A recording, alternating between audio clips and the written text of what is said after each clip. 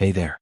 Tonight, we're stepping away from the grandeur of castles, kings, and knights, and instead, journeying to the quiet edges of history, to the lives of medieval peasants. These are the people whose names don't appear in history books or in grand paintings, the ones who never wore crowns or rode majestic horses.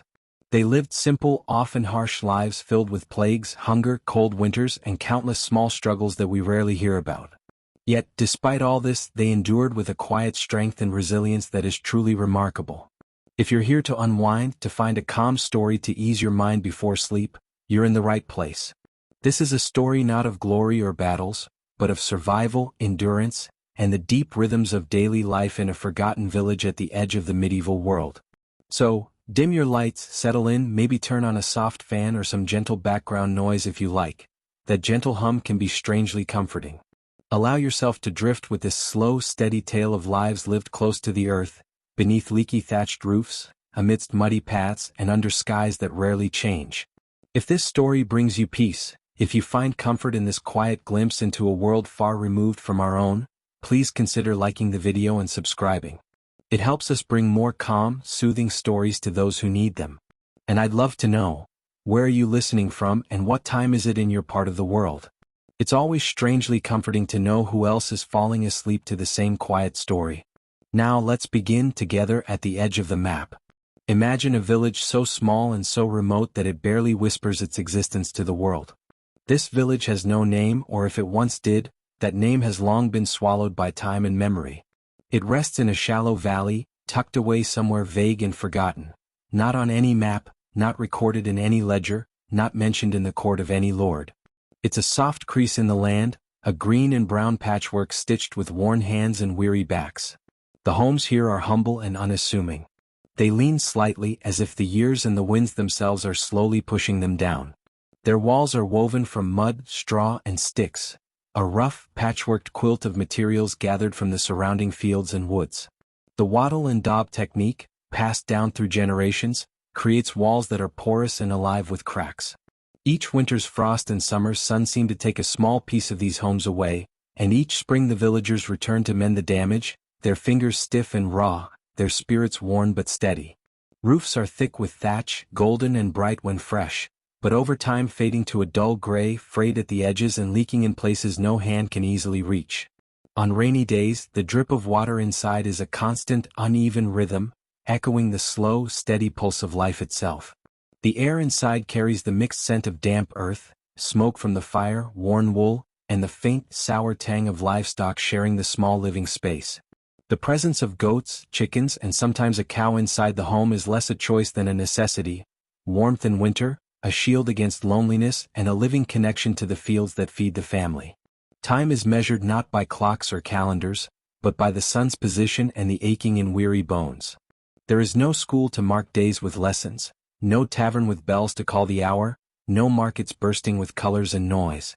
Instead, time stretches and bends, shaped by the cycles of planting and harvest, by the rhythm of prayers said in low voices, and by the distant tolling of a bell from a chapel in a neighboring village, heard only when the wind is just right. In this tiny village there are no secrets. Everyone knows everyone's name, their burdens, their joys, their quiet sorrows. The village elder, a man named Tom, is known for his stories of a monk he once met, and his neighbors hum along with his tales, accepting his words as wisdom because his goat is healthy and his roof has not fallen in. Leadership here is informal and unassuming. It's not about power but about survival and respect. Respect earned through endurance, generosity, and the ability to patch a leaking roof before the next storm. Boundaries between plots of land are not marked by fences or surveys but by memory and oral agreement. Disputes over where one person's field ends and another's begins are settled with a shrug, a few words, or sometimes a shared loaf of bread passed across the table until tension eases. This is a community bound not by law but by necessity, by the shared knowledge that survival depends on cooperation even when patience is thin. Travel beyond the village is rare and often unnecessary. The idea of leaving, of wandering beyond the forest's edge or climbing the hills to distant towns, exists mostly as a story told by travelers passing through once or twice a year. These visitors, merchants, monks, messengers, are often met with suspicion, their strange clothes and foreign smells setting them apart. To the villagers, the forest is a living barrier, ancient and watchful, dense and dark with whispered dangers. For a peasant, stepping beyond the woods is stepping into the unknown. Roads, if they exist, are muddy tracks marked by the deep grooves of ox carts, often impassable after rain. Maps do not exist here. Instead, directions are given in riddles. Go until you see the leaning pine, then turn left past the stone that looks like a sleeping pig. It's a landscape shaped by memory, by stories, by survival instincts sharpened through countless seasons. The forest itself is no gentle park. It is home to wolves, bears, and bandits, people with nothing to lose and all to take. The shadows here are thick and full of noise, the rustle of leaves, the snap of a twig, the distant howl of a hungry animal. Travelers who dared enter alone risked being robbed, lost, or worse. Even those who had boots, which were often a luxury, knew that confidence was no armor against the forest's threats. Language and custom create another invisible barrier. Each village speaks in a slightly different dialect. What is common speech here may be unintelligible just a few miles away. A peasant without coin or connections would find it hard to navigate these new places. Hospitality was rare and often conditional. Outsiders might be met with suspicion or worse, accused of bringing disease or bad luck. The village was a world contained, familiar, and demanding.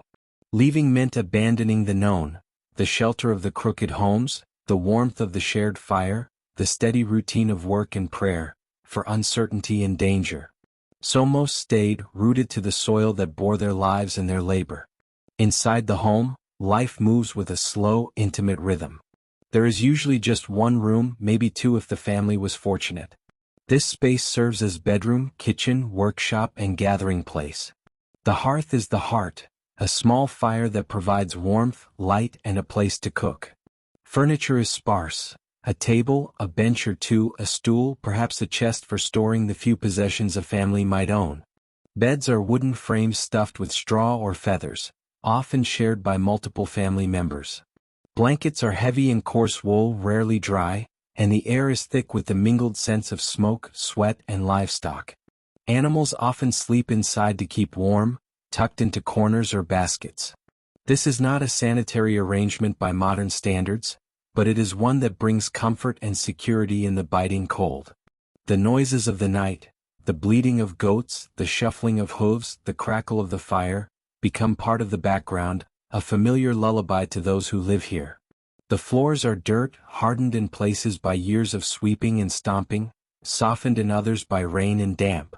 Rushes or straw might be spread to cover the mud, but they soon become dirty and matted.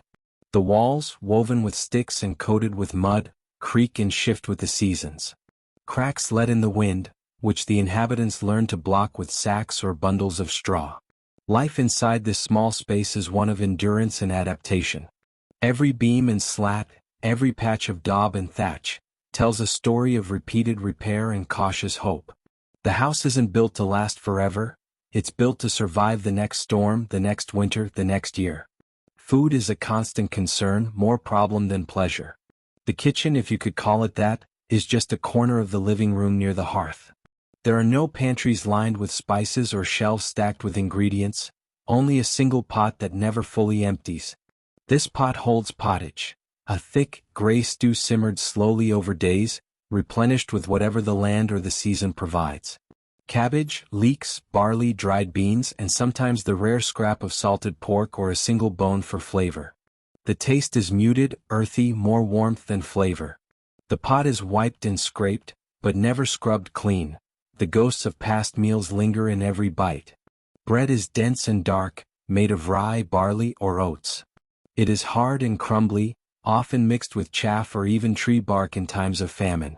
Wheat bread, soft and white, is a luxury reserved for the upper classes. Bread is rationed carefully, even the crusts are savored or soaked in stew.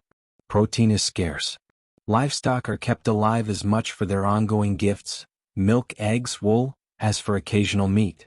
When a pig is slaughtered, it is a family affair of weeks-long salting and preserving. Fish is limited by the Lord's control of rivers and lakes, and religious restrictions often dictate the diet, forbidding meat on Fridays or during Lent. Ale, weak and brewed in homes, is the daily drink. It is safer than water, which may be tainted. Children drink it alongside adults. Cider or mead are rarer treats, and wine is for the clergy or nobility. Herbs are grown for medicine and tradition more than taste. Parsley, sage, dill, and mint flavor the stew only incidentally. Meals are eaten quickly and quietly, shared around the fire, with no courses or recipes, just what's available. For most peasants, the world beyond the village is a story, a rumor, a faint hope. It is a place of stone buildings, busy streets, and spices, things known only through travelers' tales and the faintest of imaginations. The forest and fields form natural boundaries, and social customs, language differences, and fear of the unknown create invisible walls. The villagers do not yearn for rebellion or distant kingdoms. They yearn for stability, for the next harvest, for a roof that does not leak. They are survivors, shaped by hardship and bound by the land, where every day is a careful negotiation between endurance and hope. In this quiet village, nestled at the edges of the known world, the land is not truly yours. Not in the way we might think of ownership today. Every patch of soil, every stalk of barley, every corner of the forest belongs to someone else. A lord who lives far away in a house far grander than any peasant's hut, with walls of stone and roofs that don't leak. You are a villain, not in the way the word is used now but in its old sense. A tenant farmer bound to the land and to the lord who owns it. You do not own your home, your animals, or even the fruits of your labor. Everything you grow, every egg laid, every woolly fleece clipped, you owe to the Lord. Your life is measured in obligations. Some days you work your own small plot, tending your barley or beans, but other days, sometimes many in a week, you labor in the Lord's fields. This corvée labor, unpaid and uncelebrated, is a heavy burden. Your hands blister, your back aches, but the grain you plant there is never yours to keep. It feeds the Lord's household and fills the manor stores. Taxes come in many forms. A tenth of your grain, a share of your wool, a chicken here, some eggs there. If you brew ale, you owe some to the Lord. If you keep a pig, some salted fat is his by right. Even the water you draw to wash your hands and the tools you wield to till your land may be subject to fees. The Lord owns the mill where your grain is ground, and you must pay to use it. Grinding by hand is illegal, punishable by fines or worse, because control is as important as collection. The communal oven belongs to him too. Baking bread at home without permission risks harsh consequences. Marriage, inheritance, and even the ability to move are controlled. To marry you pay a fee, to inherit your father's land another. To leave your village and seek work or shelter elsewhere, you first ask permission, and then pay for it. Every animal, tool, and bit of produce may be taxed or licensed. In return, the Lord promises protection. Men-at-arms stand ready to defend his lands from bandits or rival nobles. If famine strikes, he may distribute grain from his stores, though rarely for free or without strings attached. If disputes arise, a neighbor's goat trespassing on your field, the Lord's court decides the outcome for a fee. This system, called feudalism, is wrapped in language of loyalty, duty, and protection. But in practice, it is ownership, power held by a few, obedience demanded of many. The manor, the Lord's house, stands apart, often literally on higher ground, built of sturdy stone or timber, thatched with thick straw to keep out the wind. Inside are tapestries, tables laden with food, servants bustling, and the Lord himself, wearing wool lined with fur, eating meals you can scarcely imagine. You may never meet him. You may not even know his name. But he knows you, your numbers, how much you owe, whether your son is old enough to be added to the labor roster. His steward keeps careful records, managing the lands and collecting what is owed. If you fail in your duties, punishments follow swiftly. Fines, extra days of unpaid labor, confiscation of tools or animals, even eviction. Resistance is folly. A rebellion means death, banishment, or starvation for your family. Stories of such punishments circulate like warnings, passed from mouth to deter defiance. And yet, strangely, the system endures. Not because it is fair or just, but because it is stable. There are rules, harsh but known. You owe, you work, you pay. And sometimes the Lord gives back, a feast day with food distributed, a holiday where labor is waived, a kind word from horseback. Not enough to balance the scales, but enough to keep the gears turning. Life under the Lord's yoke is hard enough, But sickness is a constant shadow that hangs over every household. Long before the Black Death ravaged the land, disease was ever present, not a distant catastrophe but a daily, creeping threat. There are no hospitals here, no doctors with gleaming instruments or trained hands. Instead, healing falls to the wise woman, the midwife, or sometimes a monk if you are lucky enough to have one nearby. They know which herbs to boil, which roots to chew, and which prayers to whisper. But most often when illness strikes, you lie in your dirt floor hut and hope. Disease is poorly understood. The word germ does not exist, microscopes are centuries away.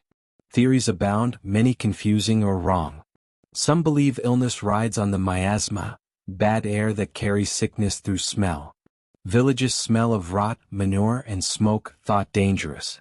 To ward off this bad air, people carry herbs in their clothes, wear vinegar-soaked cloths over their faces, or stuff flowers in their sleeves.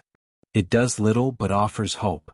Others see illness as punishment for sin, a test from God for impure thoughts or disobedient acts. If a child falls ill, it is a trial. If crops fail and bodies fail, blame falls on neighbors or oneself. Local customs add their own explanations. The evil eye cast by a jealous glance, the phases of the moon, spirits of animals, or saints displeased. One popular but painful cure was to boil the soles of the feet or burn the mattress, hoping to expel sickness. Treatments range from bloodletting and leeches to herbal poultices, prayers, and charms. The four humors, blood, phlegm, yellow bile, and black bile, are said to govern health. If out of balance, you are ill. Wounds may be covered in mashed herbs or bread wrapped in cloth. Some cures worked, many did not, and a few made matters worse. But the important thing was that something was being done. You might chew charcoal for stomach pain, drink wine mixed with crushed pearls for coughing blood, or have smoke blown over your head with whispered prayers if your eyes blurred. When limbs turned black or wounds festered, hope faded. People clung to remedies, however strange, because hope was scarce. Amulets, bits of metal or bone inscribed with prayers or blessed by priests, were worn to protect against plague. Onions might be buried in the corners of homes, garlic hung above doors.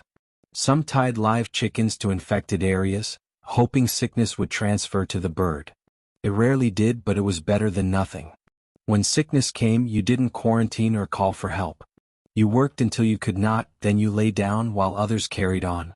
Children were fed, animals tended, prayers muttered. Sometimes illness passed. Sometimes it did not, and candles were lit. Death was a familiar visitor, silent but certain. When the Black Death arrived in the 14th century, it was unlike anything before. The plague struck with a sudden, terrible violence. Swollen buboes in the neck and groin, fever stealing minds, blood darkening and bubbling beneath the skin. People died in days, sometimes hours. Villages vanished. Bells tolled constantly until no one had the strength to ring them. Bodies were buried in mass graves without names. The familiar rhythms of life shattered. Some fled, but disease spread faster than feet.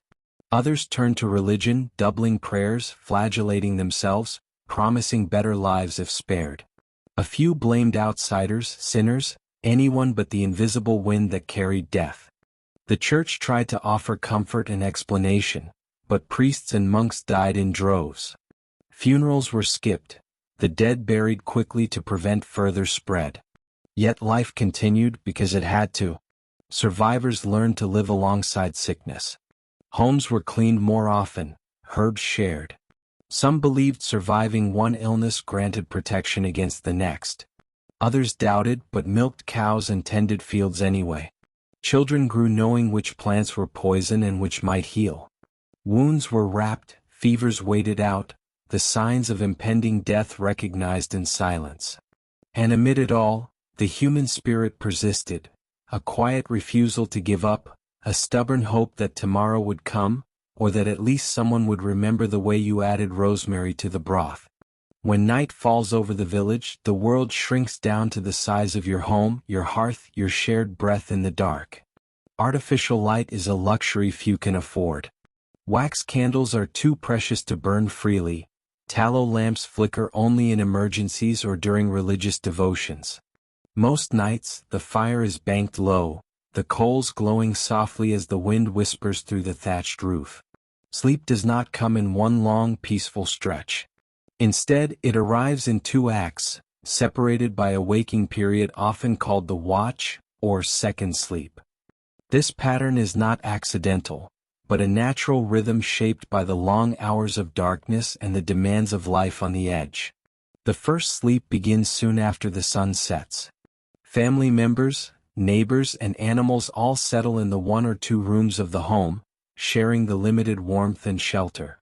You may sleep on a wooden frame stuffed with straw or feathers, often lumpy and uncomfortable, or on woven rushes laid directly on the dirt floor.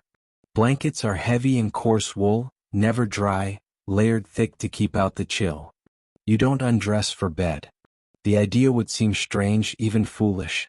Clothes, sometimes even boots, remain on to preserve body heat.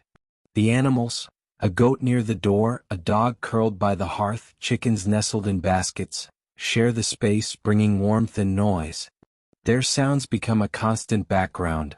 Bleats, shuffles, the occasional startled bleat in the night. Privacy is non-existent, but so is silence. Snoring, murmurs, shifting bodies, whispered prayers, and the crackling fire create a soundscape that lulls you towards sleep. You turn to face the wall or tuck your face into the straw. Some stuff hay or rags in their ears. You breathe in the mixed scents of smoke, sweat, and animals. This is normal, familiar, a kind of closeness born of necessity. After a few hours you wake. This waking is expected, not disturbing. It is a time of quiet, a moment when the world feels still and suspended. Some rise to tend the fire, to use the chamber pot, or step outside into the cold night air.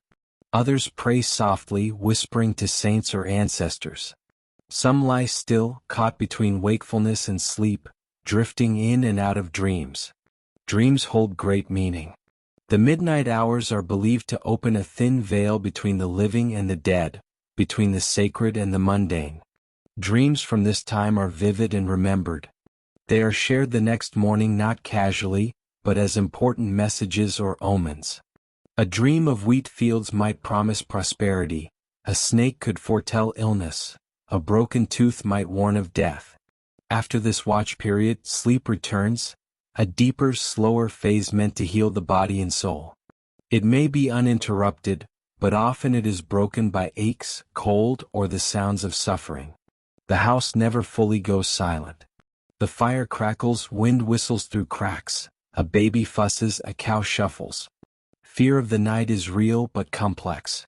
It is not merely darkness, but the dangers lurking within it. Wolves howling close enough to raise the hairs on your neck, thieves prowling for easy prey, careless fires igniting thatch roofs, and shadows cast by stories of ghosts, demons, and witches. Rituals protect the household. Iron is placed by the door, crosses are traced above the hearth, herbs like rosemary, sage, and rue hang over entryways. Children wear strings tied around their wrists. Mirrors are covered, beds are oriented carefully, feet are tucked in to avoid pointing toward doors, and prayers are whispered. These acts are both superstition and comfort, a way to reclaim some control over the unseen threats of night. You don't expect peace in sleep, but endurance, a rest that will allow you to rise again at dawn. The cold seeps in through walls and thatch. You layer blankets and cloaks, holding close the warmth of family and animals. You share breath, bodies, noise. If someone snores, you get used to it because this closeness is security. Hunger is a constant companion, manageable in many years but merciless when famine strikes. Hunger has rules. You stretch food, ration portions, make sacrifices. Famine breaks all the rules. It begins quietly in spring. Too much rain or too little. Barley grows patchy, beans flower then wither, cabbages crack open early. The wheat never fills its head. You exchange worried looks but say nothing. Calculations are made silently. How much grain remains from last year? How much seed can be saved for planting? How long will the stores hold? Hope lingers, but by summer it fades. The stew thins to near water. Bread shrinks smaller and smaller until a single loaf is split 5 ways. Everyone chews slowly, savoring the crusts, the smallest crumbs. You boil weeds and roots, pulling up whatever the earth grudgingly offers. Some plants are bitter or barely edible, but you eat them anyway. The children stop asking for honey or stories. They sit quietly waiting. Animals grow weak and silent. Chickens stop clucking, goats' ribs show through their coats. The dog, if you have one, follows you closely as if sensing what is to come. The village grows quiet. No laughter, no quarrels, only the occasional cough, the crack of firewood, the soft murmur of prayer. You stop feeding the animals first because survival means human mouths must be fed before beasts. Sometimes someone brings a rabbit or bird, or a handful of acorns soaked and ground into a meal. You eat them gratefully even if they taste bitter. The steward visits less often, neither taking nor giving. The church does what it can, offering bread after Mass and arms for the weakest, but even it is stretched thin. Prayers become repetitive words whispered by tired hands. Some leave, desperate, reckless, or hopeful, wandering to find work, food, or God.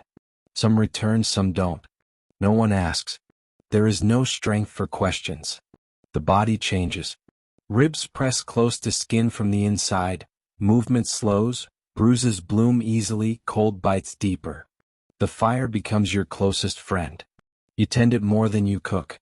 You sit close to it, sleep facing it, feed it even as your belly empties.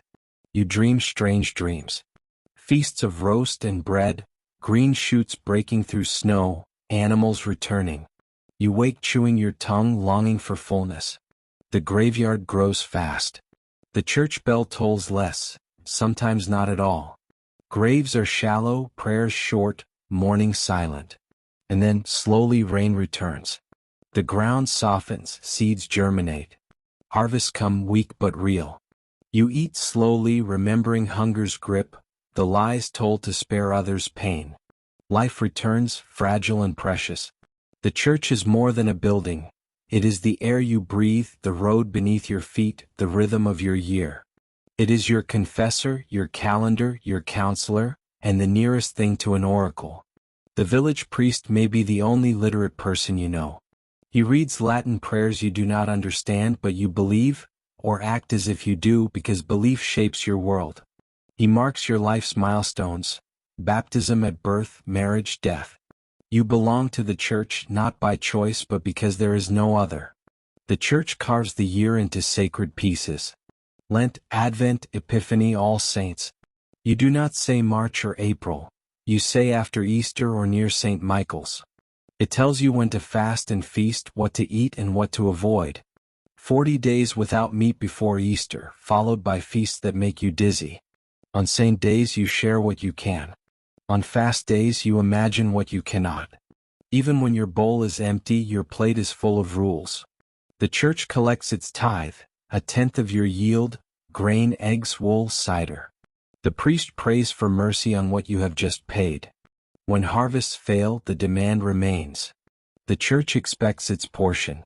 But it also offers stories and structure. When your cow dies, the priest tells you which saint to pray to. When your child falls ill, he says it may be a test or punishment or the devil slipping in. He offers blessings, sacraments, relics, fragments of saints' bones or blood, treasured as talismans. The church teaches endurance. Suffering is holy. Obedience is rewarded, perhaps not in this life but in the next. The meek inherit the earth even if no one knows when. In life and death, the church's voice is constant. You hope your name is remembered in prayers, that your soul is carried through purgatory to salvation. Fear and hope mingle in this belief, giving shape to a world otherwise shaped by hardship and uncertainty. It might seem natural to imagine that centuries of hardship and hardship alone would have sparked constant rebellion, a rising tide of voices, tools in hand, shaking the very foundations of the manor houses and castles above. But that is not how it was. Peasants did rebel, but rarely, briefly, and often without lasting success. The famous Peasants' Revolt in England in 1381, or the Jacquerie Uprising in France a few decades earlier, were exceptions. brief flares of anger and desperation amid long stretches of quiet endurance. These uprisings were not the sweeping social revolutions we might imagine. They were local, scattered, and quickly suppressed, their fires doused by the Lord's soldiers or by the grim realities of starvation and exhaustion. Why didn't peasants revolt more? To understand, you must see them not as naive or cowardly, but as survivors navigating a world of unbroken hardship. Courage was present, but it was matched by a crushing lack of margin, of resources, time, or energy to fight. When every day demands your all, rebellion becomes a luxury you cannot afford. To plan revolt, you must find time away from fields and fires, from children to feed and fences to mend. But you cannot do both. To revolt is to risk everything: your home, your family's survival, your own life. Stories of fathers taken, mothers whipped, cousins vanished after refusal to pay taxes circulate in hushed tones, warnings handed down through generations to discourage defiance.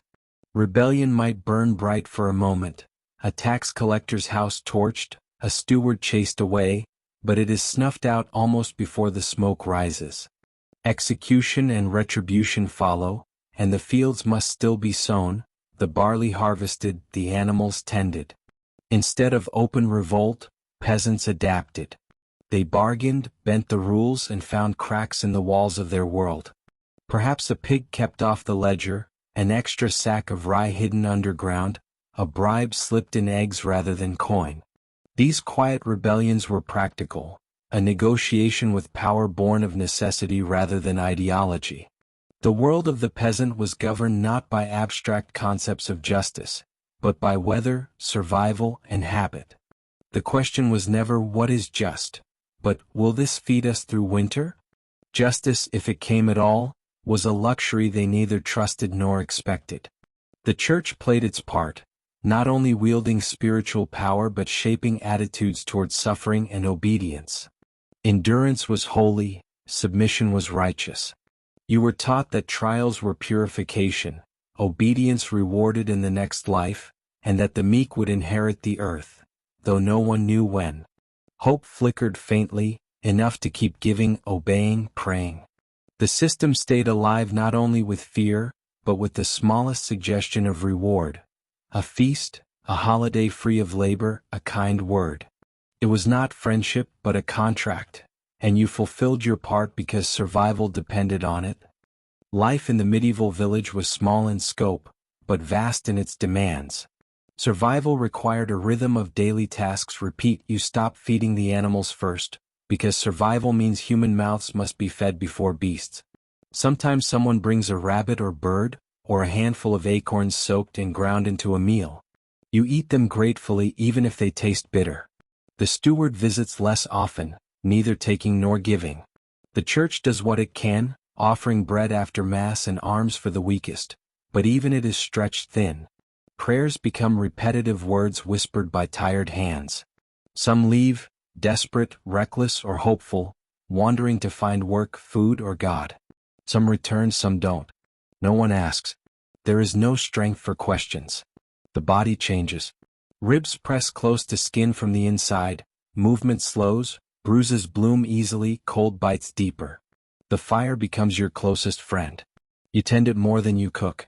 You sit close to it, sleep facing it, feed it even as your belly empties. You dream strange dreams.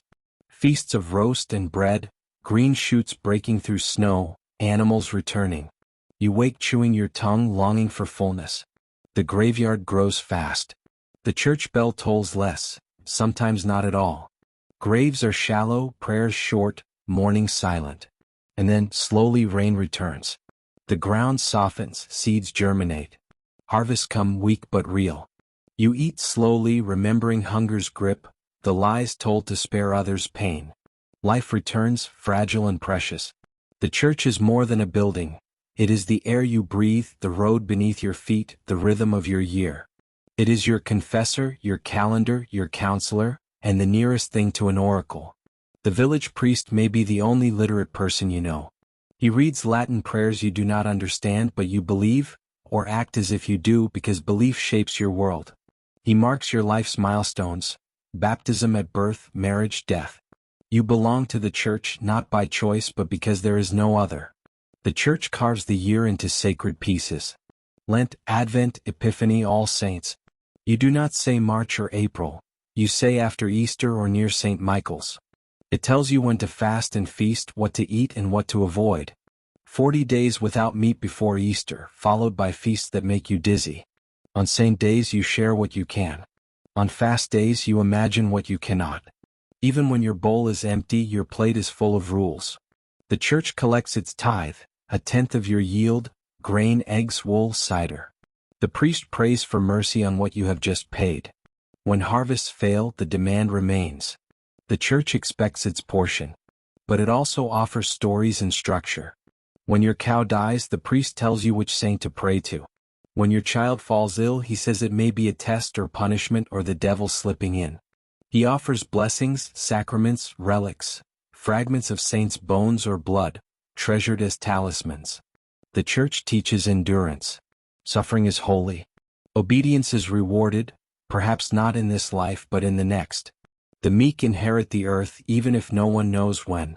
In life and death, the church's voice is constant. You hope your name is remembered in prayers, that your soul is carried through purgatory to salvation.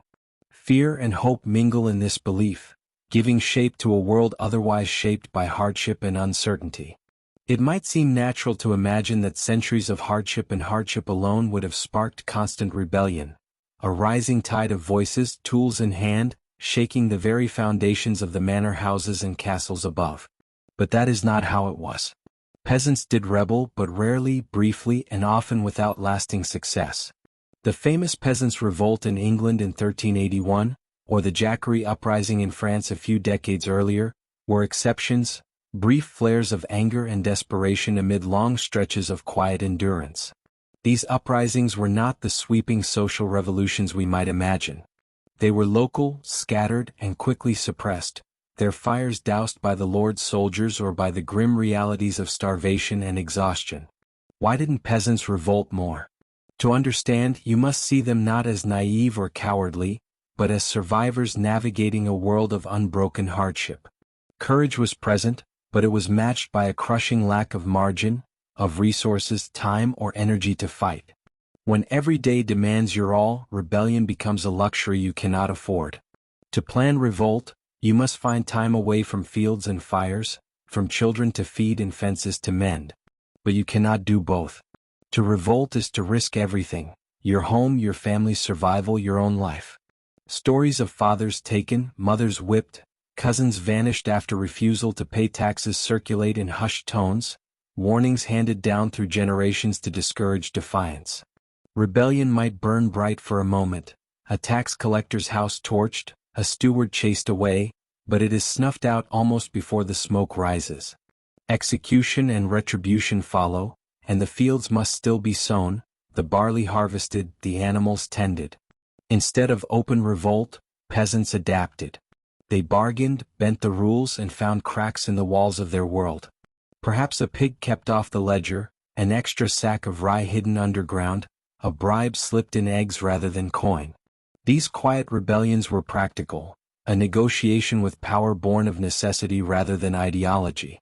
The world of the peasant was governed not by abstract concepts of justice, but by weather, survival, and habit. The question was never what is just, but will this feed us through winter? Justice, if it came at all, was a luxury they neither trusted nor expected. The church played its part, not only wielding spiritual power but shaping attitudes toward suffering and obedience. Endurance was holy, submission was righteous. You were taught that trials were purification, obedience rewarded in the next life, and that the meek would inherit the earth, though no one knew when. Hope flickered faintly, enough to keep giving, obeying, praying. The system stayed alive not only with fear, but with the smallest suggestion of reward. A feast, a holiday free of labor, a kind word. It was not friendship but a contract, and you fulfilled your part because survival depended on it. Year after year, season after season. The landscape shaped the day. When the sun rose, so did you. When it set, you rested. In between was work, never-ending, exhausting, and necessary. You dug your hands into the soil, turning earth that gave little in return. You fed the animals, mended fences, repaired the leaking roof, tasks that never ended, only paused. You cooked the same thin pottage, baked hard bread, carried water from the well. You prayed for rain, for health, for the strength to continue. You were never alone. Family and neighbors were part of the landscape, sharing labor, sharing stories, sharing burdens. You laughed, quarreled, helped, and endured together. You were tied not only to the land but to one another in ways that were both comforting and inescapable. You learned to read the subtle signs of the year, the shape of clouds, the depth of frost, the flight of birds. You counted harvests, not years, dry ones, wet ones, those marked by rot and those by bounty. Your world was small but full. It was the smell of wood smoke at dawn, the taste of cold bread dipped in thin broth, the feel of worn boots on muddy paths. It was the sound of the village bell, the creak of a door, the soft murmur of prayers. You didn't seek glory or fame. You sought to keep the fire burning, the animals alive, the children fed. You took pride not in conquest but in survival. Though their names have faded from history, the lives of medieval peasants shaped the world in profound ways. They were the backbone of the medieval economy, the keepers of the land, the sustainers of communities. Their endurance under the weight of power, poverty, disease, and hunger is a testament to human resilience. Their small acts of resistance, their adaptation to harsh systems, and their quiet hope created the slow arc of history. The villages they built, the customs they passed down, the rhythms they established are echoes in our own lives. Their stories remind us that history is not only made in courts and battlefields but also in the ordinary, relentless acts of living. For the medieval peasant, life was framed not by grand ideas or distant ambitions, but by what was visible and immediate.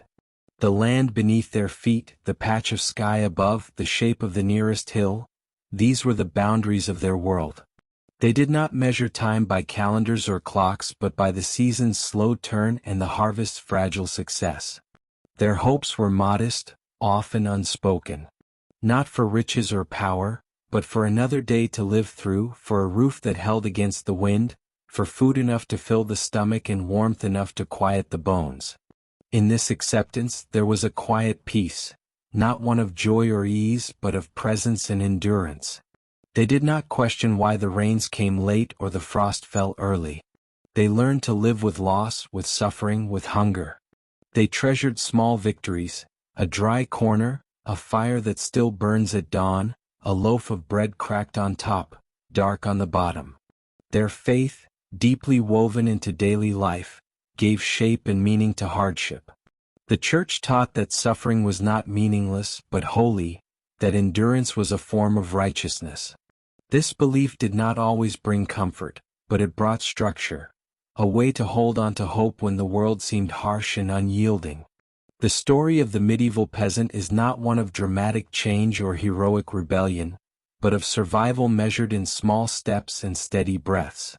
It is a story of waking with the light, working until the sun fades and finding enough in the routine to carry on. They lived close to the earth, their lives tied to the cycles of nature and the demands of their Lord's land.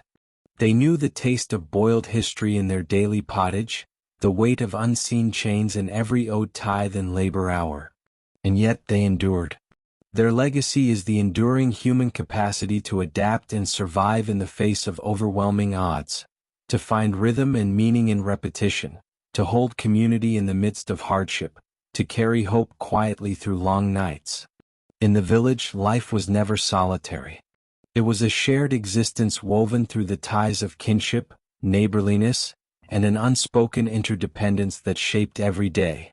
Here, community was not an abstract concept but a necessary reality, the fabric that held people together amid hardship and uncertainty. Families lived close, sometimes within the same household, sharing not only shelter but labor, food, and stories. Parents, children, grandparents, cousins, neighbors, even servants or those taken in during times of illness or loss, all inhabited the same small spaces. These dense living arrangements were less about choice and more about survival, but they forged deep bonds of familiarity and care. Each person's fate was linked to the others. When one family struggled, the whole village felt it. If a child fell ill, neighbors shared herbs and whispered prayers. When the fields needed tending, able hands gathered to help. Feasts and festivals, rare but cherished, brought the village together in moments of joy and relief. Even conflicts were tempered by these ties. Disputes over land, tools, or livestock might flare, but they were rarely lasting. The boundaries between personal and communal were fluid, shaped by necessity and tradition. Arguments often ended with shared bread or quiet forgiveness, because the village could not afford divisions that might threaten its fragile existence. In a world without written records, stories were the village's living memory. They preserved history, morals, warnings, and laughter, passed from one generation to the next in the flickering firelight or at the edge of the field. Folktales blended with real events. Legends of saints and sinners, of mysterious creatures in the forest, of heroic deeds and terrible punishments, intertwined with the everyday. These tales explained the world, why a river ran where it did, why a certain tree was sacred, or why a bad year of harvest might be the work of a jealous neighbor or an angry spirit. Songs, too, carried meaning. Work songs kept rhythm during long days of labor. Lullabies soothed children. Bawdy or satirical tunes gave voice to frustrations and poked fun at those in power. Music was a secret language of resistance as much as celebration. Customs marked the passage of time and life's milestones. Births, marriages, deaths, and religious holidays each had their rituals, simple, often austere, but deeply felt. These were moments when the ordinary became sacred, and the community gathered to witness, support, and remember. The medieval peasant's worldview was shaped as much by the seen world as by the unseen. The natural and supernatural blended seamlessly. Saints, spirits, curses, and blessings were real forces influencing daily life. The church dominated official belief, but local traditions persisted. The village might hold secret practices, charms to ward off evil, offerings to forest spirits, or rituals to ensure a good harvest. These practices coexisted uneasily with church doctrine, reflecting a layered spirituality that helped people make sense of a harsh and unpredictable world. Dreams, omens, and signs were taken seriously. A broken tool, an unusual animal sighting, or an unexpected sound might be interpreted as messages from beyond. The village dream reader or wise woman was sought out to interpret these signs and offer guidance. Fear was ever present. Fear of disease, famine, the forest, and the unknown, but so was hope, bolstered by prayers, relics, and the belief that endurance and obedience could bring divine reward. Every day followed a rhythm shaped by light, weather, and necessity. Dawn brought the stirring of the village. Fires were rekindled, animals fed, and the fields prepared for work. Work was hard and unending. The soil was stubborn, the tools primitive. Fields were plowed with wooden plows pulled by oxen. Seeds sown by hand, weeds pulled under hot sun. Harvest time was a frenzy of activity, gathering and storing whatever could be saved before the rains. Evenings were quieter but no less important. Meals, though simple and repetitive, were shared with family and neighbors. Stories were told, prayers said, and small repairs made to homes and tools. Sleep came early, broken into two parts as the body adapted to the darkness. There was little leisure, but moments of rest and fellowship were treasured. Children played simple games. Neighbors helped each other with heavy tasks. The village gathered for festivals when food and good fortune allowed. Though materially poor and socially constrained, medieval peasants had a rich cultural and emotional life. Their resilience was not only physical but psychological and spiritual. They found identity in place, in the contours of the land, the cycle of seasons, the continuity of tradition. They found meaning in their roles as caretakers of the soil, keepers of family, and members of a community bound by shared fate. Their strength lay in adaptation, in making homes from mud and straw, in coaxing life from poor soil, in surviving plague, famine, and oppression. Their stories, songs, and beliefs carried their values forward, preserving a sense of dignity and hope. This legacy, often overshadowed by tales of kings and battles, is a powerful testament to human endurance and the deep roots of community and culture. The life of a medieval peasant was inseparable from the natural world, its rhythms, its moods, its mercies and cruelties. Time flowed not from clocks or calendars, but from the turning of the seasons, the waxing and waning of the moon, and the slow unfolding of the year's cycles. Each day, each week, was measured by sunlight and shadow, by the sowing and reaping, by the promise of warmth and the threat of frost. Spring brought cautious hope. The earth, still tired from winter's grip, began to soften. Seeds were planted with care and prayer, each grain a small act of faith. The village stirred with renewed purpose. Families emerged from their winter huddles, tending gardens, repairing homes, and readying for the work ahead. The air smelled of damp earth and new growth, of smoke from hearth fires and the fresh scent of budding trees. Summer was the time of intense labor and vibrant life. The fields grew green and heavy with promise. The sun rose early and lingered late, filling long days with heat and light. The village was alive with the sounds of birds, insects, and the rhythmic thud of tools against soil. Children chased each other through meadows, while elders sat in the shade, sharing stories and watching the dance of daily toil. But summer was also a time of uncertainty. Too much rain could drown crops, too little could parch the soil. Pests and disease lurked unseen. Every day held the tension between hope and fear, between the earth's generosity and its indifference. Autumn was a time of harvest and preparation. The village buzzed with urgency as crops were gathered and stored. Barley, rye, beans, and cabbage were pulled from the fields, sorted and preserved. Smoke curled from drying racks. Pots bubbled with stews rich with the season's last bounty. The air grew cooler, the days shorter. Gratitude mingled with exhaustion. Winter came as a test of endurance. Cold settled deep in bones and walls. Snow blanketed fields, muffling sound and slowing movement. Fires burned low and food became scarce. The village hunkered down, sharing warmth and stories by the hearth. Sleep came early, deep, broken by the ache of cold and hunger.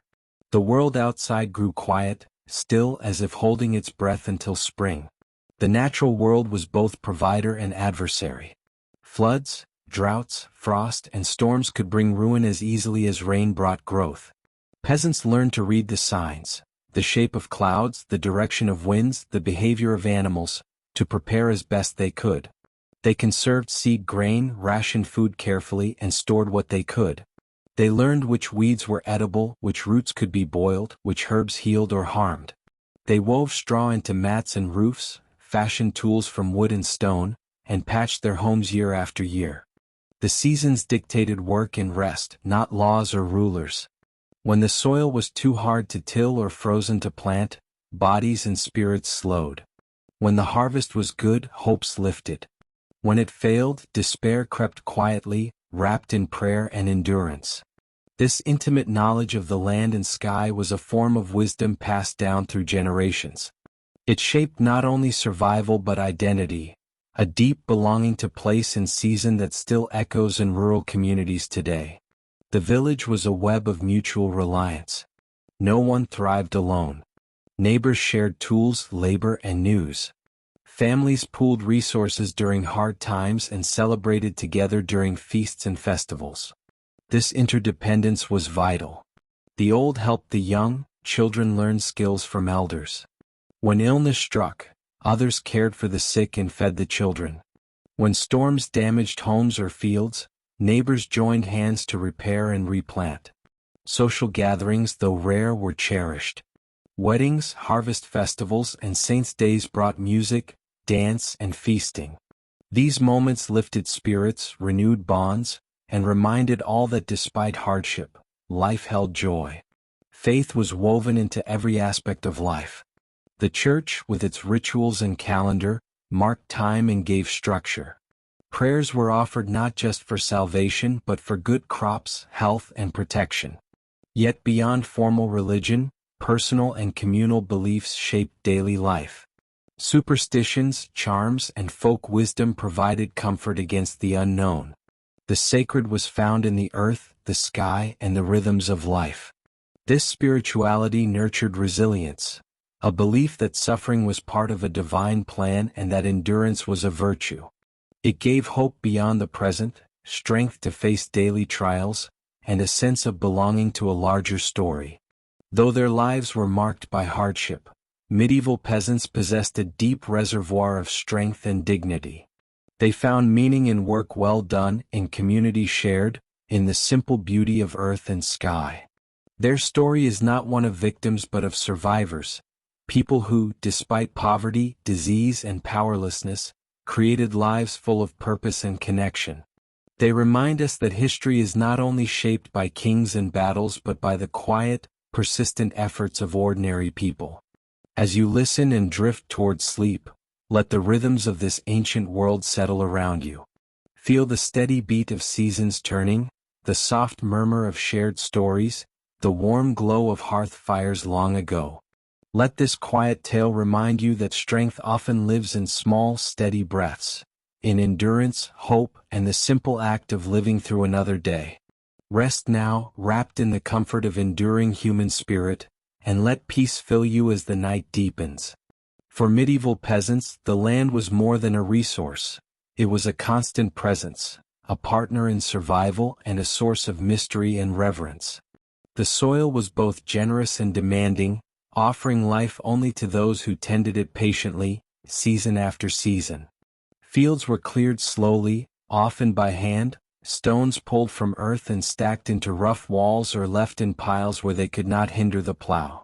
The plow itself was a simple but vital tool, heavy and awkward, usually made of wood with an iron tip, drawn by oxen or sometimes horses. It turned the soil in deep furrows, readying it for seed, but each furrow required sweat and strength. Peasants knew every inch of their fields, the soft patches, the stones hiding below, the places where water pooled after rain. They rotated crops, sowing beans one year to renew the soil's fertility, barley another for food. The rhythms of the land dictated work and rest, shaped festivals and prayers, and even influenced the social calendar. Nature's moods were unpredictable. A sudden frost could ruin an entire crop. A summer drought could parch the earth and shrivel hopes. Floodwaters might wash away seeds, while invasive weeds choked young shoots. Pestilence affected animals and plants alike. Blight, rust, and insect swarms were ever-present threats. Despite these challenges, peasants learned to live in harmony with the land. They harvested wild herbs for medicine, gathered nuts and berries from forest edges, fished in nearby streams and hunted small game when possible. They planted orchards with apple and pear trees, knowing these fruits took years to mature but would reward patience. The land was harsh but familiar, a world to be read and respected. To till without care was to invite ruin, to ignore seasonal signs was to risk starvation. Peasants' survival depended on observation, experience, and an intimate connection to earth and sky. Medieval peasants did not have the luxury of choice when it came to tools and technology. What they had was often handmade, crude by modern standards, but crafted with skill, repaired endlessly, and used with expertise. Axes, hoes, shovels, and sickles were the backbone of daily labor. Blades were sharpened by hand, wooden handles replaced when they splintered.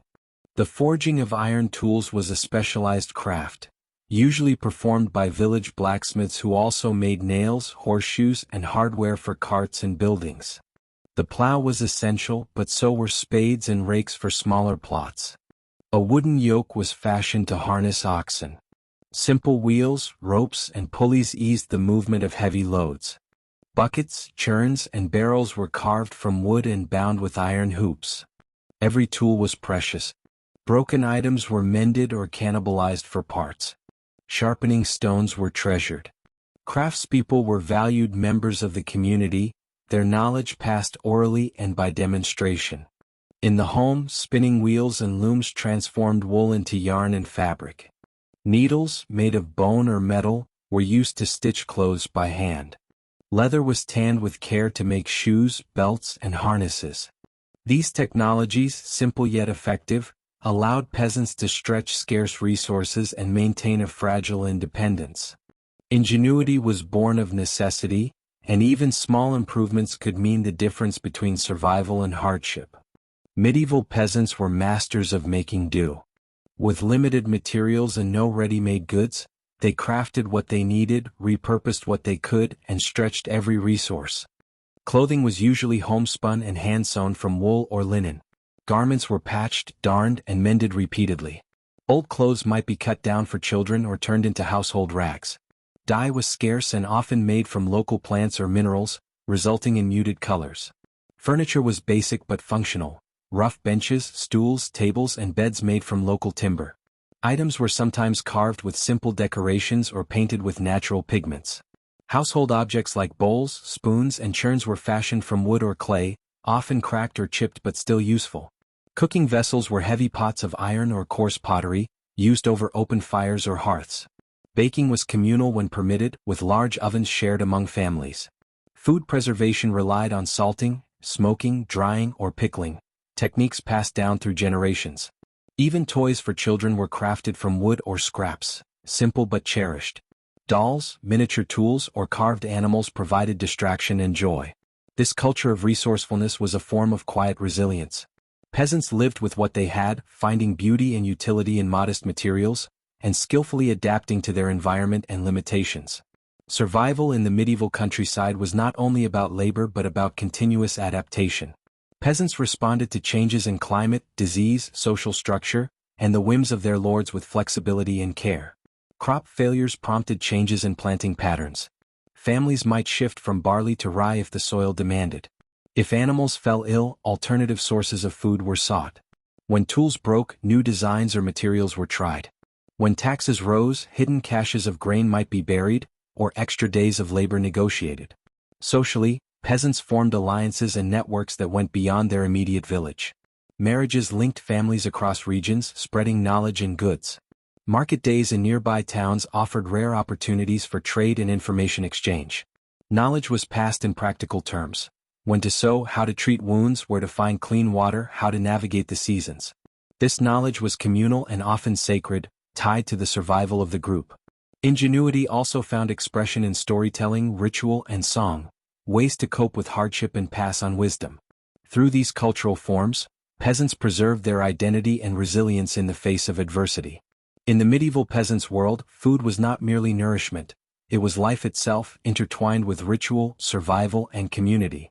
The daily bread, humble and hard, carried meaning beyond flavor. Each meal was a small triumph in a life often shadowed by hunger and scarcity. The staple of the peasants' diet was pottage, a thick, steaming stew made from barley, oats, beans, and whatever vegetables could be found or grown. Often it was flavored with herbs like parsley or dill, sometimes enriched with scraps of salted pork or bones for broth. This pot sat over the hearth for hours, the contents replenished little by little, simmering into a murky but sustaining meal. Bread was the center of many tables, dense and dark, baked from rye or barley. The dough was heavy, often mixed with bran or even ground bark during famine years. Wheat bread, soft and white, was a rare and coveted luxury for peasants, usually reserved for special occasions or sold by wealthier neighbors. Ale was the daily drink of choice, fermented at home in weak batches that were safer than water. This small beer was consumed by children and adults alike. It quenched thirst and provided calories, forming a cornerstone of survival. Meat was a rare indulgence. Livestock were precious, often kept alive to provide milk, wool, or labor. When animals were slaughtered, the meat was salted or smoked to preserve it, stretched over weeks of feasting. Hunting was limited and generally reserved for lords or those granted special rights, making game meat a rare prize. The medieval church shaped much of the peasants' eating habits. Days were marked by feasts and fasts, each with spiritual significance and social function. Fasting days were frequent, every Friday during Lent and on other holy occasions. Meat was forbidden and sometimes dairy and eggs as well. Peasants adapted by eating fish, pulses, or simple pottages. Fasting was hard but accepted as a form of penance and spiritual discipline. Feast days offered relief and joy. On Christmas, Easter, and Saints' days, tables were laden with better bread, salted meats, and sometimes sweets made with honey or dried fruit. These were communal celebrations, reinforcing social bonds and providing respite from daily toil. Even in times of scarcity, the ritual of feast and fast structured life, giving rhythm and meaning. The cycle of hunger and celebration was part of the spiritual journey. Suffering endured was balanced by moments of abundance shared. Meals were communal affairs, often eaten around a single table or shared by family and neighbors. Food scarcity bred a culture of sharing. What little there was might be divided, offered to neighbors in need, or pooled during difficult times. Communal baking and brewing were common. Large ovens, controlled by lords, were used by the village in rotation. Brewing was a household skill, and ale was both sustenance and social glue. Food also played a role in rites of passage. Baptisms, weddings, funerals, where sharing a meal symbolized acceptance, solidarity, and remembrance. Hunger was never far away. Years of bad weather, poor harvests, or disease could tip the balance into famine. The physical toll was harsh: weakness, disease susceptibility, and death. The psychological toll was profound: fear, despair, and silent endurance. But even in famine, survival instincts were fierce. Foraging for wild plants, scavenging, and bartering were lifelines. Some resorted to eating bark, roots, or even animals not normally considered food. Stories of desperate acts circulate in whispered tales, reminders of the fragility of life. Though subsistence farming was the foundation, the medieval village was also a place of craft and trade. Peasants supplemented their livelihoods by making goods, exchanging services, and occasionally selling surplus. Craftspeople were integral to village life. Blacksmiths forged tools, nails, and horseshoes. Carpenters built and repaired homes, carts, and furniture. Weavers and spinners transformed wool into cloth. Tanners prepared leather goods. Potters shaped clay into vessels for cooking and storage. Many peasants were multi-skilled, combining farming with crafts to diversify income and cope with lean years. Women spun wool, made clothes, and managed household production. Men might repair tools or trade small goods at nearby markets. Though travel was difficult, markets and fairs were vital economic and social hubs. Villagers journeyed to nearby towns on market days to buy salt, iron goods, or cloth, and to sell surplus grain, wool, or crafted items. Fairs, often tied to religious festivals, drew people from wide areas. These gatherings brought rare goods, news, entertainment, and opportunities for alliances and marriage. Market participation was regulated. Lords often claimed tolls or fees. Merchants and traders brought new goods and ideas, expanding the peasants' horizon beyond fields and forests. Currency was scarce among peasants. Most exchange was barter, goods or labor traded directly. A sack of grain might be exchanged for a tool repair, a day's labor for a basket of eggs. Coins circulated mostly in towns and among merchants. When coins were used, they were often weighed and tested for purity. Counterfeiting was a common concern. This informal economy required trust and negotiation. Social relationships shaped transactions as much as value. Reputation mattered greatly in maintaining credit and cooperation. Craftsmanship was not just practical but a source of pride and identity. Skilled peasants were respected. Their expertise ensured survival and enhanced community well-being. Knowledge was passed orally and through apprenticeship. Innovation was incremental. A better plowshare here, a stronger wheel there, built on generations of trial and error. This subtle accumulation of skill was the quiet engine of medieval life, enabling resilience and modest prosperity. At the center of every medieval village was the family, the smallest and yet most vital unit of survival. Life was shared closely among parents, children, grandparents, and extended kin. Houses were often crowded and noisy, filled with the sounds of daily labor, laughter, cries, and prayers. Families were large, both because children were a blessing and because more hands were needed for work. Infant mortality was high, but those who survived became part of the unbroken chain of life and labor.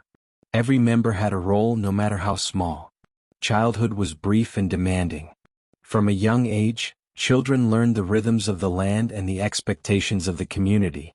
Play was woven into work, chasing after animals, gathering firewood, helping in small ways. Learning was practical. Boys learned to tend animals, plow fields, and mend tools. Girls were taught spinning, weaving, cooking, and care of younger siblings. Elders passed down knowledge through stories, songs, and example. Education as we know it was rare. Formal schooling was mostly the privilege of clergy or nobility. For peasants, knowledge was oral and hands-on, rooted in survival and tradition. With no written records, history and customs were preserved through oral transmission. Elders were storytellers and guardians of memory. They told of saints, famines, heroes, and village origins. These stories shaped identity and values. They taught lessons, warned against dangers, and reinforced social bonds. Rituals and ceremonies reinforced communal belonging and continuity. Marriage was both a personal and social contract. It ensured the continuity of labor, property, and community ties. Matchmaking was often arranged, balancing family needs and alliances. Weddings were significant community events, involving feasts and rituals that reinforced social structure and hope for the future. Death was ever present and often sudden. Funerals were solemn rites marking the passage from the village and life to the afterlife. The church guided these rituals, providing structure and comfort. Graves were simple, marked with wooden crosses or stones. The community mourned collectively, sharing grief and supporting the bereaved. The medieval peasant family was a crucible of survival, culture, and love. Its resilience shaped the village and, through countless generations, the foundation of modern society. As you drift to sleep, let this reflection on family life remind you of the enduring bonds that carry us through hardship and time, a quiet, steady force as ancient as the earth itself. For the medieval peasant, life was a constant dialogue with nature, its changing moods, its blessings, and its trials. The year unfolded as a cycle of seasons, each carrying its own tasks, rhythms, and sacred moments. These natural cycles shaped not only the work of the village but also its deepest beliefs and traditions. The calendar was not counted in months or weeks but in the movement of the sun and the phases of the moon. Each season brought distinct duties and rituals, marking the passage of time and offering moments of rest and rejoicing amid toil. Spring, with its thawing soils and lengthening days, was a time of planting and hope. The earth opened to receive seeds, and prayers were offered for growth and protection. Villagers might hold small rites to bless the fields, invoking saints and spirits to watch over their crops. Summer was the time of tending and vigilance. The plants grew tall, and every hand was needed to weed, water, and protect against pests.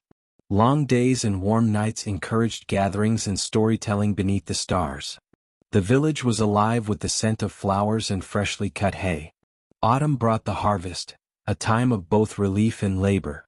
The grain was cut, gathered, and stored.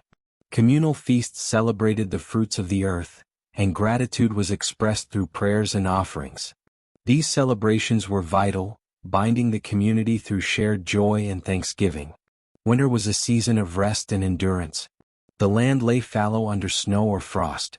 The hearth fire was central, drawing families close as cold winds howled outside. Nights were long and filled with stories of saints, legends, and the hope of spring's return. Throughout the year, festivals broke the rhythm of hard work, providing the village with moments of celebration, reflection, and community. Religious festivals, Christmas, Easter, All Saints' Day, were intertwined with local customs, blending the sacred and the secular. These days involved special masses, processions, and rituals, but also feasting, dancing, and music. Harvest festivals were among the most important, marking the successful gathering of crops and the promise of survival through winter. These feasts were communal affairs, with food and drink shared freely, songs sung, and stories told. The reaping of the last sheaf was often accompanied by rituals symbolizing fertility and renewal. Even in lean years, the spirit of celebration persisted. Small joys, a child's laughter, a shared meal, a song by the fire, offered comfort and connection.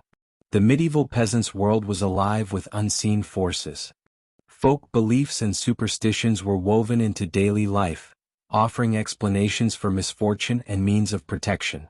Villagers believed in household spirits who guarded the home and hearth, in forest spirits who watched the wild places, and in curses or blessings cast by neighbors or strangers. These beliefs coexisted with church teachings, sometimes blending, sometimes conflicting. Omens were carefully observed. The flight of birds, the pattern of clouds, or the behavior of animals might foretell good or ill fortune.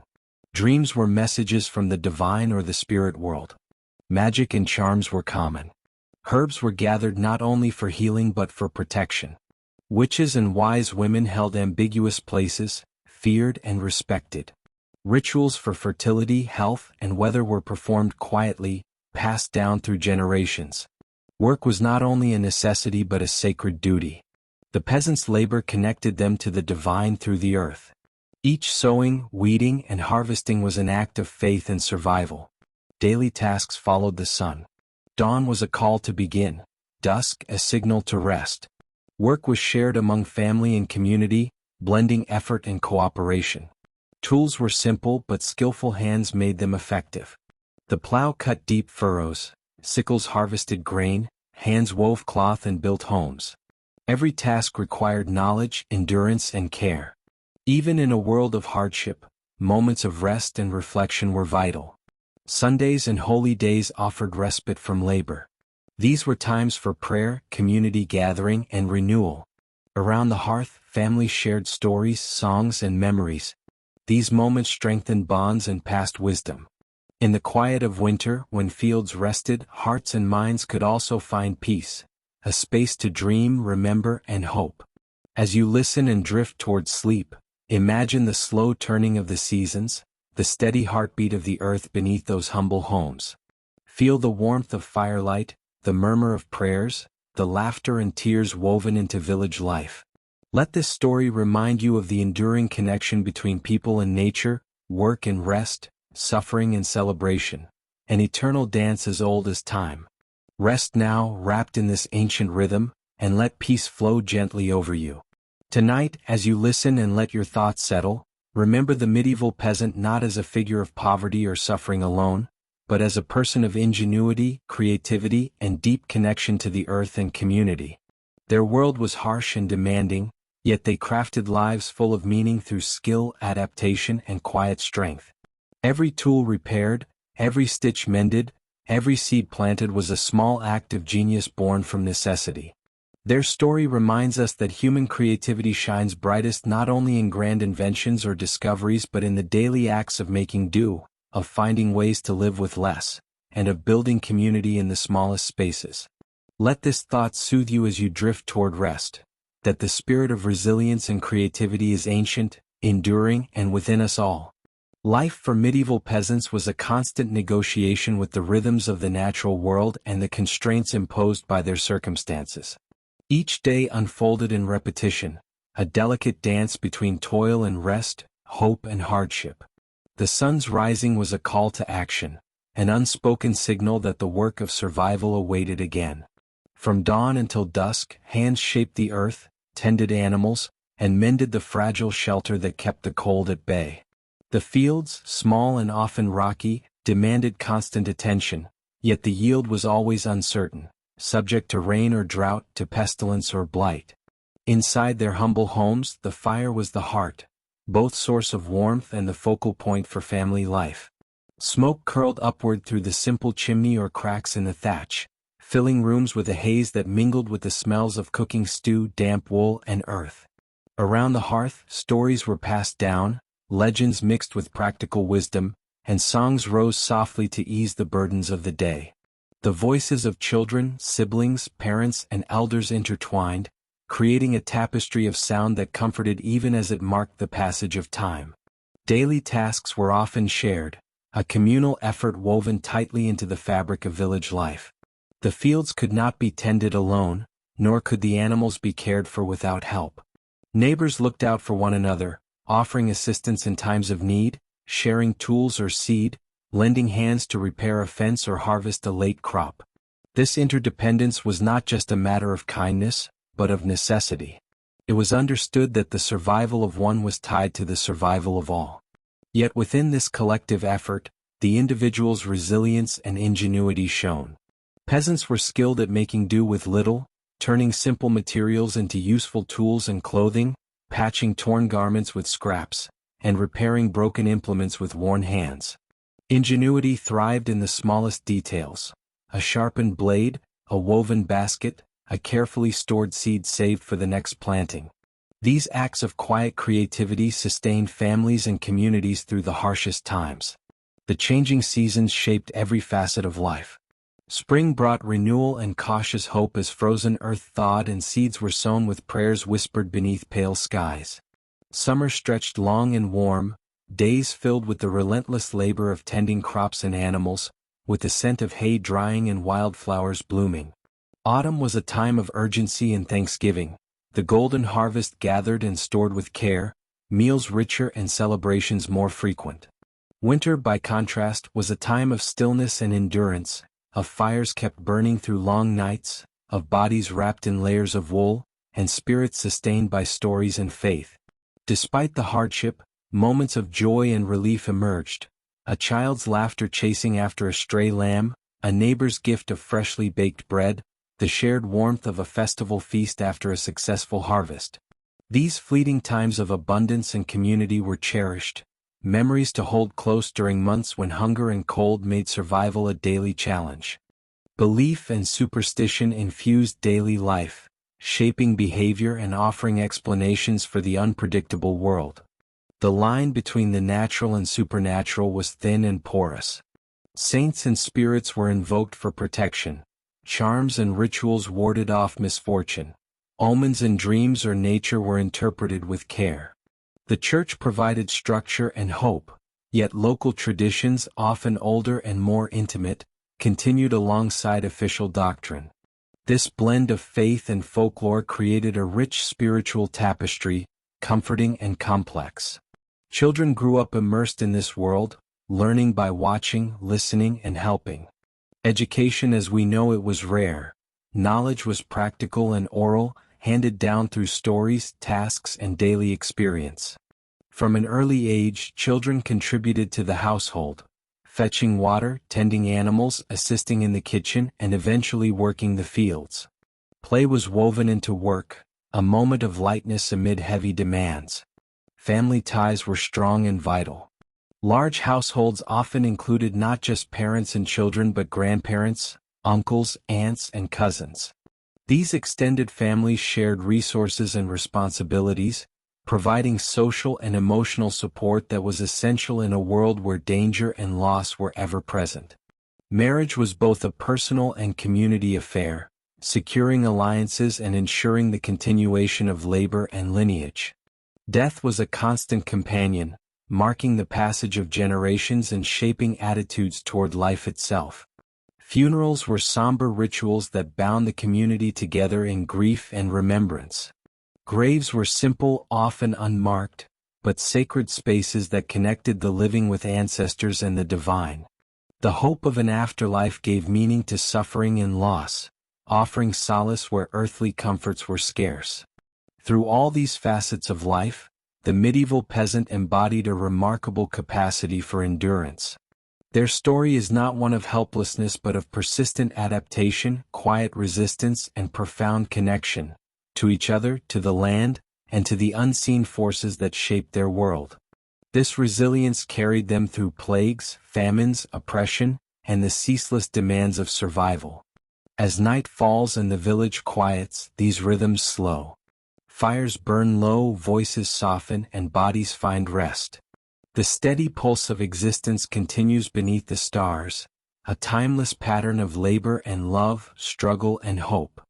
It is a story not just of hardship but of human spirit, fragile, enduring, and always present. Let this story settle softly in your mind as you drift towards sleep, wrapped in the warmth of hearth and heart, connected across centuries to those who lived, loved, and endured before us. Tonight, as you rest and drift towards sleep, remember these lives not for their hardships alone, but for their quiet courage and endurance.